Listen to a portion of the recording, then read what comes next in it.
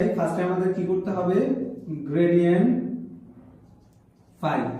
Gradient phi বের করার process হচ্ছে আমরা ফার্স্টে নাবলা অপারেটরের সাথে ফাইটা কি করব গুণ করে দেব। যেহেতু ফাই একটি স্কেলার ক্ষেত্র তার মানে কোনো দিকের প্রয়োজন নেই। আমরা জানি নাবলা অপারেটরের মান হচ্ছে ওই যে del by del x i cap plus del by del y j cap plus del by del z k cap. এবার হচ্ছে আমরা ফাই এর মান বসাবো। ফাই এর মান এখানে দেওয়া আছে phi of x y z equal to 3xy square z cube minus 4 of 4xy। So এখন আমরা এখানে কি করব ডেল বাই ডেল এক্স এর সাথে ফার্স্টে আমরা কোনটা গুণ করব এই পুরাটা, তারপর del by del x y এর সাথে পুরাটা গুণ করব, ডেল বাই ডেল জেড এর সাথে পুরাটা গুণ করব। সো আগে গুণ করি ডেল বাই ডেল এক্স তার সাথে এই পুরাটা গুণ করব। যদি গুণ করি কি হয় 3xy square z cube minus 4 of 4xy।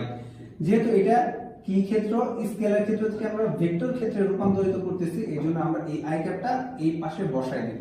ঠিক আছে, এর পিছনে রিজন কি ছিল আমাদের স্কেলার ক্ষেত্র এই রাশির পাশে আই ক্যাপ জে ক্যাপ এবং জেড ক্যাপ ছিল না, এই দেখে আমরা বুঝতেছি স্কেলার ক্ষেত্র এবং আমরা রূপান্তর করতেছি হচ্ছে ভেক্টর ক্ষেত্রে, এইজন্য প্রত্যেকটার পাশে এই যে আই ক্যাপটা বসায় দেব। প্লাস এবার কি ডেল বাই ডেল ওয়াই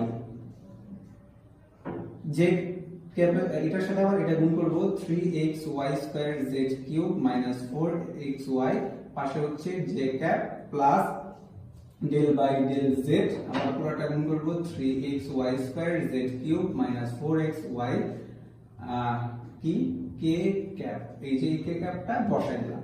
আমরা অন্তরীকরণের কিছু সূত্র ওই পাশে লিখে দিয়েছি। একটা হচ্ছে যদি কখনো আমাদের del by del x into x হয় তাহলে ওটার মান কত হবে 1, এবং যদি কখনো ডেল বাই ডেল x পাশে যদি ধ্রুবক থাকে, ধ্রুবক বলতে সংখ্যাকে বোঝাচ্ছি 1 2 3 এরকম যদি কোনো সংখ্যা থাকে ওটার মান হবে 0, এবং যদি কখনো ডেল বাই ডেল x তার উপরে n থাকে, n দ্বারা স্কয়ার বোঝাচ্ছি বা কিউব হইতে পারে, যে কোনো কিছু হইতে পারে, তাহলে ওইটা আমাদের সামনে চলে আসবে এবং ওই x টা আবার বসাইতে হবে, তারপর আবার কি করতে হবে ওই পাওয়ার -1। ঠিক আছে, এই তিনটা আমাদের সূত্র। সো এই তিনটা সূত্র আমাদের মনে রাখতে হবে।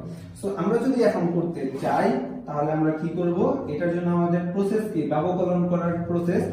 আমাদের এটা কার সাপেক্ষে ব্যবকলন করব আমরা x এর সাপেক্ষে। এখানে x আছে, এবার ফার্স্ট এতটুকুর মধ্যে দেখতে হবে x কি কোথাও আছে। হ্যাঁ, যদি কখনো x থাকে তাহলে x এর সাহায্যে ব্যবকলন করব। এবার ব্যবকলন যদি করি আমি একটু एग्जांपलेর সাহায্য এই পাশে নিই। আমাদের রাশিটা কি আছে ডেল বাই ডেল x, আর এই পাশে কি আছে 3xy square z cube. So এতটুকুকে যদি আমি ব্যবকলন করি, আমাদের ব্যবকলনের নিয়ম কি ছিল ডেল বাই ডেল x। যদি কখনো থাকে